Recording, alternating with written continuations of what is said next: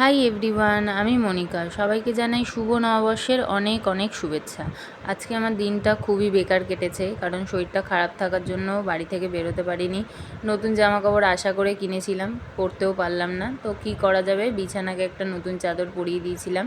এই চাদরটা আমাকে একবার বান্ধিয়ে দিয়েছিল, তো এটা ছিল আমার কাছে, তাই জন্য আজকে বিছানায় পেতেছিলাম।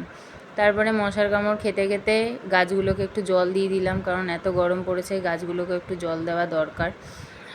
আর আমাদের গোপালকেও নতুন জামা পরানো হয়েছিল নববর্ষ উপলক্ষে। দেন দুপুরবেলা লাঞ্চ করে একটু রেস্ট নিয়ে ঠান্ডা ঠান্ডা তরমুজ খেয়ে নিয়েছিলাম একটু বিট নুন ছিটিয়ে। বেশ ভালো লাগে কিন্তু এটা খেতে। তারপরে ল্যাপটপটা ওপেন করে একটু গান চালাচ্ছিলাম, কিছু কাজও করছিলাম, আর চা মুড়ি এগুলো খাচ্ছিলাম।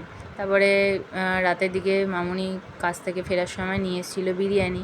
তো এইভাবেই দিনটা কাটিয়েছি। ভিডিও ভালো থাকলে লাইক করে দিও। সবাই ভালো থেকো, বাই।